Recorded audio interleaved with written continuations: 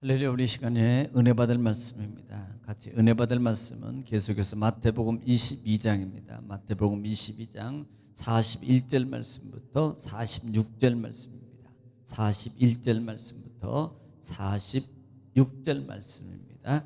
우리 다 같이 믿음으로 합독 은혜 받겠습니다. 시작. 바리새인들이 모였을 때 예수께서 그들에게 물으시되 너희는 그리스도에 대하여 어떻게 생각하느냐? 누구의 자손이냐? 대답하되 다윗의 자손이니이다. 이르시되 그러면 다윗이 성령에 감동되어 어찌 그리스도를 주라 칭하여 말하되 주께서 내 주께 이르시되 내가 내 원수를 내 발 아래에 둘 때까지 내 우편에 앉아 있으라 하셨도다 하였느냐? 다윗이 그리스도를 주라 칭하였은즉 어찌 그의 자손이 되겠느냐 하시니 한마디도 능히 대답하는 자가 없고 그 날부터 감히 그에게 묻는 자도 없더라. 아멘. 아멘. 사랑의 아버지 하나님 감사합니다. 간밤도 하나님 은혜 중에 하나님 우리를 쉬게 하시고 보호하시며 또 한 날 우리에게 허락하시며 이 시간도 주님을 찬양하며 또 하나님께 예배하며 하나님의 생명의 떡을 먹을 수 있는 귀한 시간 주신 아버지 감사합니다. 하나님의 말씀은 능력입니다. 하나님 말씀은 하나님이십니다. 하나님 말씀은 치유고 하나님 말씀은 응답이고 축복이오니 이 시간에 생명의 은혜의 능력의 축복의 치유의 말씀을 통해서 하나님의 생명의 은총을 이루어 주옵소서. 함께 하심을 주님 감사하며 예수님의 이름으로 기도 올려옵나이다. 아멘. 할렐루야. 하나님은 여전히 오늘도 말씀을 통해서 우리에게 말씀하십니다. 그러므로 여러분 하나님의 말씀을 받을 때 내가 하나님의 음성을 듣는다라는 자세로 받으면 정말로 복이 됩니다. 또 말씀이 선포될 때에 그 말씀에 우리가 입을 열어서 소리내어 아멘하고 화답하는 것은 정말 참 믿음의 고백입니다. 아멘은 하나님께 영광을 돌리는 거고요. 아멘은 믿음의 고백입니다. 예, 주님 내가 그렇게 될 줄로 정말 믿습니다. 주님은 전능자이십니다라는 믿음의 고백의 소리거든요. 또 아멘은요 마음의 기도 또 기도 내용이 그렇게 될 줄 믿는다는 기도의 소원이 담겨져 있습니다. 그러므로 하나님 말씀 받을 때 소리내어 아멘함으로 여러분 아멘의 말씀의 은혜와 응답과 축복을 여러분 누릴 수 있기를 다시 한번 주의 이름으로 축원합니다. 할렐루야. 우리는 계속해서요 마태복음 22장입니다. 22장 전장은 간단하게 말하면 몇 가지의 비유를 통해서 계속 말씀하고 있는데요. 첫째는 혼인잔치의 비유라고 했습니다. 청함을 받은 사람은 많지만 청함에 응한 사람이 없었다. 그리고 청함을 거절한 자는 결국은 손발을 묶이고 밖에 어두운 곳에 쫓겨내어 이를 갈매 결과를 맞이하더라. 예수님도 마지막에 그 말씀을 마무리하면서 청함 받은 자는 많되 택함을 입은 자는 적으니라. 이렇게 비유의 말씀을 마무리하고 있습니다. 우리는 늘 주님의 청함에 거절하면 안 됩니다. 항상 주님의 청함에 우리는 상황과 환경과 여건을 따지면 세상에 할 사람 아무도 없습니다. 정말로 믿음은 상황과 환경과 여건을 보는 게 아니고요 하나님의 말씀을 보고 가는 겁니다. 할렐루야. 그렇게 되기를 주님 축원합니다. 세금의 문제예요. 가이사에게 하나님 예수님은 이렇게 말했다 그랬잖아요. 가이사 것은 가이사에게 하나님 것은 하나님께 드리라. 우리는 구별되게 믿음의 사람은 반드시 구별된 삶을 확실하게 해라. 더 나아가서는 우리가 세상 사람으로 세상에 살면서 하나님의 사람으로서 빚된 삶을 반드시 내고 살아야 된다. 그리스도의 한계를 내고 살아야 된다라고 말씀을 드렸고요. 그다음에 부활에 관합니다. 여러분 부활은요 분명히 부활을 통해서 우리가 정말 내세관을 많이 잊어버리고 살 때가 많다 이 말입니다. 여러분 그것은 장가도 안 가고 시집도 안 가고 그것은 이 말은 뭘 말한다 그랬어요? 늘 항상 사고와 생각이 땅의 기준으로 살고 있는 무리들. 어떻게 보면 우리도 천국의 시민권을 가지고 있다고 말하면서도 늘 우리는 모든 게 땅의 기준으로 살려요. 땅의 기준으로 생각하고 땅의 기준으로. 여러분 교회는요 땅의 기준이 아닙니다. 신앙은 땅의 기준이 아니에요. 하나님의 기준입니다.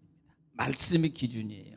그러므로 여러분은 영적 차원을 높여서 믿음으로 두 사람의 고백처럼 저들은 우리의 밥입니다라고 고백할 줄 아는 여러분 갈렙과 여호수아의 고백이 되기를 다시 한번 주님 축원합니다. 그 다음에 전 시간에 말씀드렸던 어느 계명이 큰 계명이냐는 질문입니다.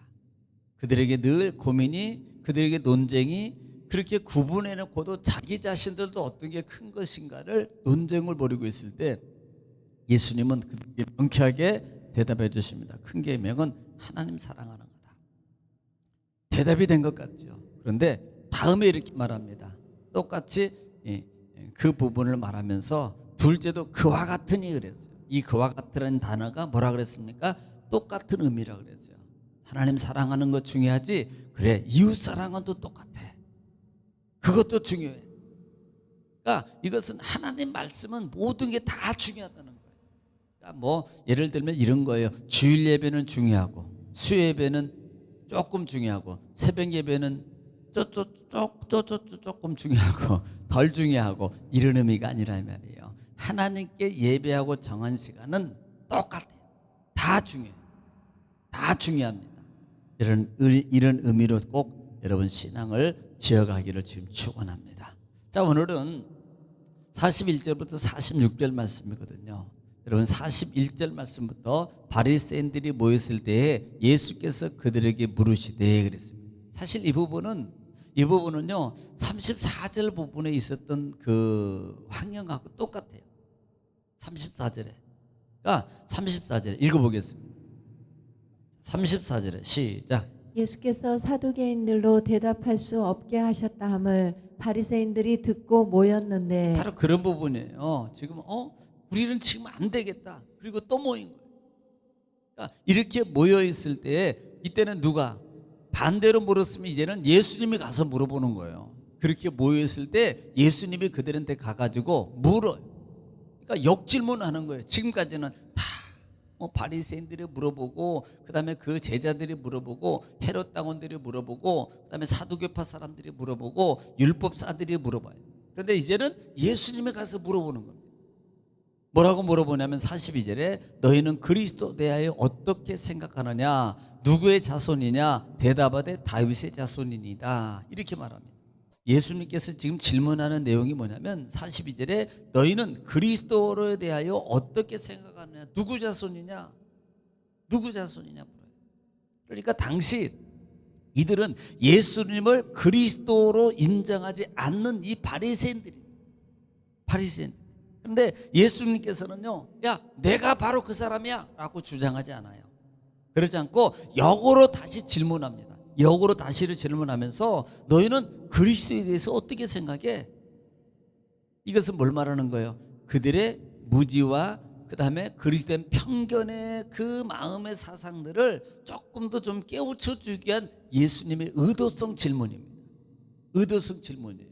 그래서 누구라고 생각해? 누구 자손이야? 라고 물어보니까 그들은 바로 대답하는 겁니다. 하반절에 보니까 다윗의 자손입니다 라고 고백을 하는 거예요. 사실 여러분 이 대답은요 그 예수님을 앞에 있는 예수님을 인정하는 게 아니에요. 그들이 성경관입니다. 성경관.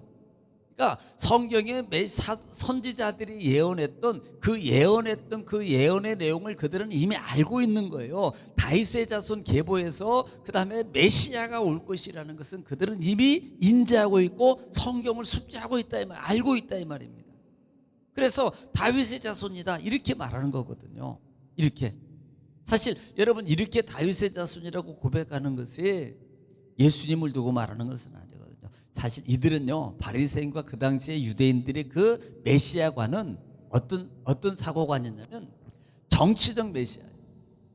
그러니까 로마 압제나 그 당시 헤롯이나 그 당시에 있었던 그 지나왔던 그 우리가 압제받고 그 다음에 했던 마치 모세 당시에 430년 동안에 있었던 그 고통 가운데서 모세를 통해서 해방시켜주는 그런 어떤 선구자, 정치적 왕, 정치적 주도자로 메시아를 그들은 생각하고 있었다 이 말이에요. 그런데 막상 예수라는 분이 오기는 왔는데 이런 것은 안 하거든요 전혀. 그러니까 여러분 사실 바리새인들 입장에서는요 예수를 메시아라고 인정할 수가 없는 겁니다. 왜? 자기네들이 생각하고 있고 성경을 해석해서 알고 있는 그와 같은 그런 메시아관이 아니거든요. 메시아가 아니거든요. 예. 그래서 단지 지금 온 이 메시아 좀 신기해. 귀한 이적을 행해 죽은 사람도 살려. 그러니까 메시아 예수님을 생각할 때 뭘로 생각해요? 많은 사람들이 특별히 야 너희는 나를 누구라 하더냐라는 그 질문 속에 선지자로 대부분 선지자. 야, 저 사람은 선지자 정도야. 그냥 이 정도로 보고 있는 이 정도. 그러니까 이 정도로. 그래서 이 그들이 생각하던 그들을 주도할 왕으로 보는 겁니다. 왕으로. 신적 존재로 와야 되는데 신적 존재 또 하나님이시 거룩한 분이도 어떻게 사람의 모습으로 와? 신적 존재로 와야지. 이들이 가지고 있는 메시아가 아니에요. 여러분도 그렇게 생각합니까? 그건 아니거든요. 오늘 이 시대에 그 이적과 표적을 행하면서 막 그렇게 말할 수 있잖아요. 그런데 그것에 넘어가면 안 된다 이 말입니다.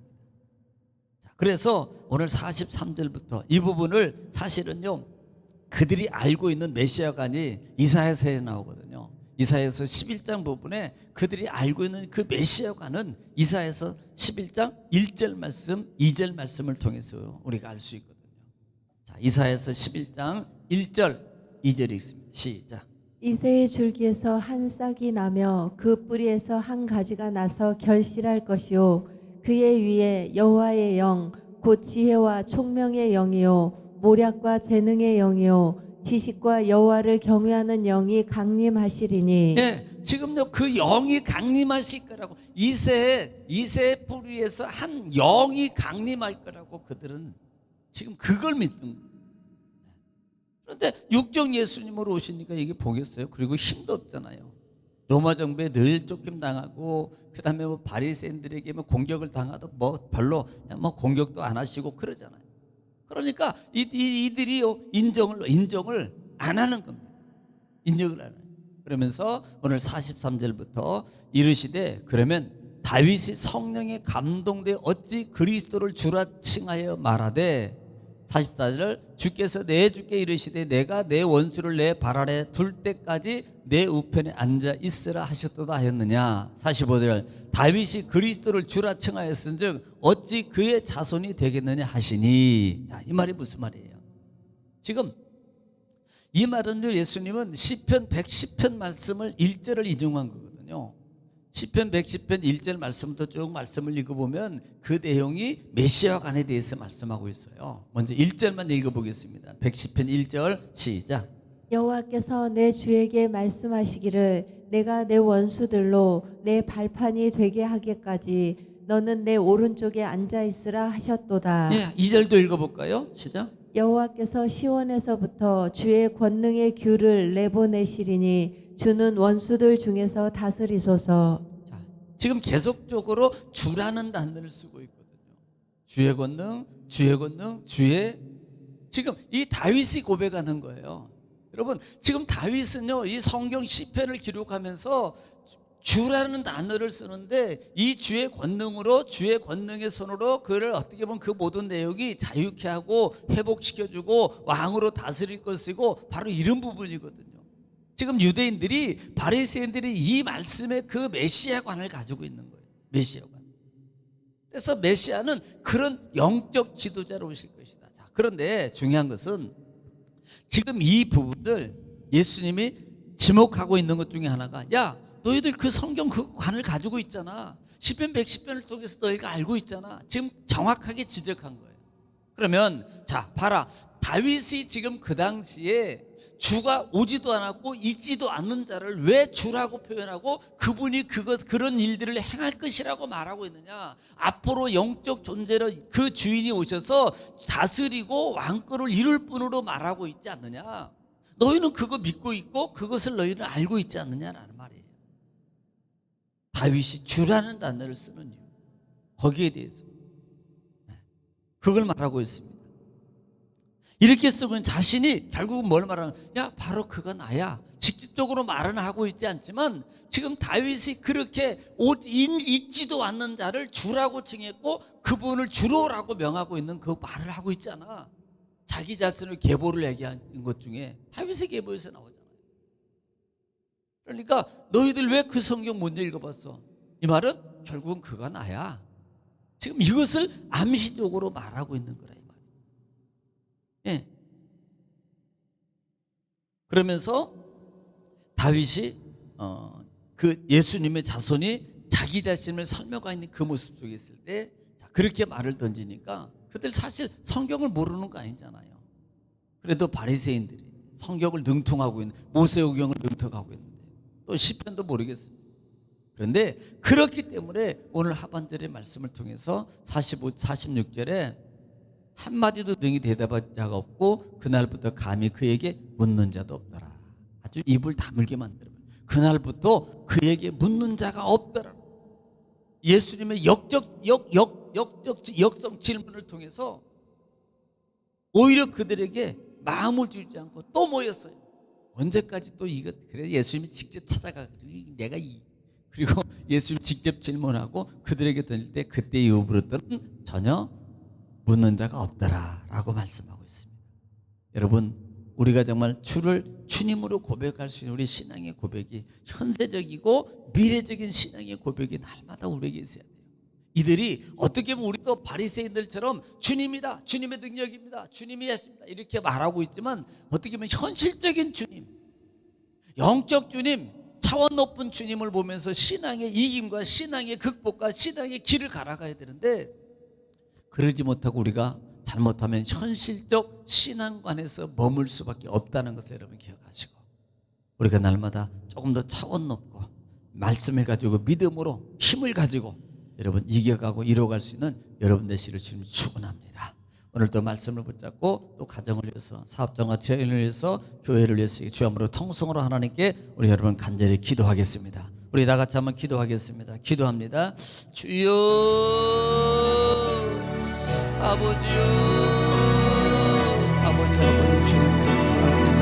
하나님께서 우리를 사랑하시고 아버지 하나님의